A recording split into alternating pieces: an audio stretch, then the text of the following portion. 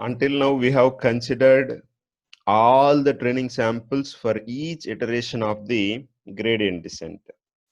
So we are taking one small step. After that, we are taking another step, third iteration, fourth iteration. For each iteration, we are using all training samples of the gradient descent. Finally, we are getting the minimum value of the cost function. But what if our training samples are very large? If our training samples are 5 lakhs, then taking the 5 lakhs training samples for every iteration makes computationally more expensive.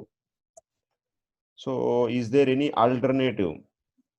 Yes, as we already discussed in the machine learning, there are two concepts. One is mini batch gradient descent and next one is stochastic gradient descent. In the mini batch gradient descent, now what is batch? Batch is nothing but whatever the training sample size, training samples number we are using for a single iteration of a gradient descent, we are calling that as a batch. If we are using 5 lakhs training samples, then it is a batch gradient descent because we are using the entire batch. Instead of that, now we want to use mini batch gradient descent. What is this mini batch gradient descent? We are dividing these 5 lakhs training samples into 5,000 mini batches. In every batch, we are having 1,000 training samples. Now we have 5,000 mini batches. Each batch is consisting 1,000 training samples. When we are giving this, when we are giving each training set, each mini batch set we can call as each mini batch set for our gradient descent. In the first iteration, the gradient descent computes for the first 1,000 training samples, and in the second iteration it computes for next 1,000 training samples. Like that it will proceed, instead of considering 5 lakhs training examples for every sample. It is very computationally effective process. So in this vectorization process, we will take the matrix capital X. The matrix is having only 1,000 columns. Instead of 5 lakhs columns, it is now having only 1,000 columns. And how many number of iterations you want to perform? 5,000 iterations you want to perform. Why 5,000 iterations? Because we have taken 5,000 mini batches. We want to perform 5,000 iterations. In this process, we are getting the minimum value of the cost function. Now, as we discussed, whenever we want to check the gradient, or whenever we want to check whether we are getting the proper minimization or not, with the increment of the iterations, the cost function value should decrease. It is the only indication.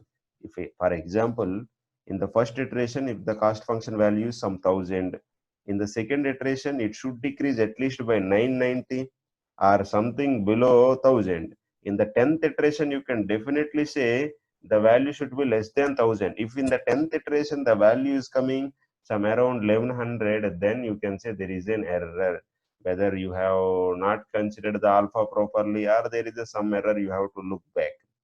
So the criterion is whenever the number of iterations are increasing, the cost function value should decrease. Now this exactly happens in the batch gradient descent. But whereas in mini batch gradient descent, you can observe here, many times the curve is oscillating. Why this oscillation is happening? Because in the first batch we are using 1,000 examples. In the second batch we are using another 1,000 training samples. So the training samples we are using are not matching. So that's why sometimes the cost function value may increase, sometimes it may decrease. But one thing is sure, when we are taking the all iterations, by the end of the iterations, if we look at the curve, the cost function value should decrease in totality. We should get curve like this, which is indicating that our mini batch gradient descent is working properly. If you really want the minimum value, then we should go for the batch gradient descent. But if you are expecting computationally efficient thing, if you are expecting the process should not be slow, then you can go with the mini batch gradient descent. If we are taking the mini batch only one, means we are taking only one training sample at a time for the gradient descent, then it is called as stochastic gradient descent. But we may not tell when we use the stochastic gradient descent, there is no guarantee that definitely we will get the minimum value of the cost function. We may not tell whether it is converged or whether it will not, because sometimes we are using that one training sample, sometimes it will give some value of j. We are using another training sample, sometimes it will give the value greater than j, sometimes less than j. It does not guarantee the convergence of the cost function. But when we use the mini batch gradient descent compared to the stochastic gradient descent, it will definitely give the confirmation for the convergence.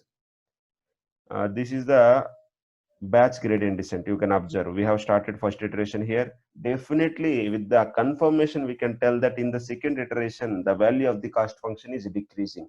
If it is not decreasing, then there is a problem whether with the alpha or something. But if you have considered all the hyperparameters properly, then definitely the cost function value should decrease with every iteration. But there is no guarantee in the stochastic gradient descent. For every iteration we may not tell, because in every iteration we are using only one training sample. That's why we may not guarantee. And finally, about the convergence also, there is no guarantee. So you can observe this curve. Sometimes it is going in this contour plot. You can observe sometimes the value of cost function is increasing, decreasing. Sometimes some random arbitrary curve it is taking. Whereas if we consider the mini batch gradient descent, you observe here. Compared to stochastic gradient descent, the chances for convergence of the mini batch gradient descent is high, because we are taking 1000 training or more than one training examples in every iteration. So the disadvantage with the batch gradient descent is it is taking a long amount of time for every iteration, because we are considering all training examples. But it will definitely give the advantage is it will definitely give the minimum value. Whereas stochastic gradient descent, it is very fast process, but we may not guarantee always it is giving the minimum value. Now, the mini batch gradient descent, it is the compromise between the batch gradient descent and stochastic gradient descent. The first point, it is not taking that much amount of time for every iteration compared to batch gradient descent. And second point, compared to stochastic gradient descent, the chances of convergence in the mini batch gradient descent are high. We are taking only in this example 1000 training samples for every iteration. So in the vectorization, we are using only 1000 training samples. So matrix with 1000 columns, it is very simple. But if you want to operate a matrix consisting of 5 lakhs columns, can we assume that? It is very difficult process. So with the modern data, huge data samples, always we may not have sophisticated processors to handle the data, or sometimes the training samples may be in crores. Then at that time we want to take the mini batch gradient descent. We have to divide the data into mini batches. We give the first batch for the first iteration, second batch for the second iteration, like that. If with the as the number of iterations are progressing, as the number of iterations are going, if the cost function value is decrementing, that itself is giving the indication that the hyperparameters you have considered are proper, and the mini batch size you have considered are proper, and your mini batch gradient descent is definitely going to converge at some point of time. It is an indication. Okay, so this is how we use the mini batch gradient descent whenever we are having the huge number of training data. If you are having training data only 1000 training samples, then there is no need to look for the mini batch gradient descent. Uh, Dividing 1000 training samples is not a advisable thing. You can directly go with the 1000 training samples for every iteration. But only when you are having a large amount of data, as modern day we are going with the incrementing data. When we are having a large amount of input training data, then you can go for the mini batch gradient descent.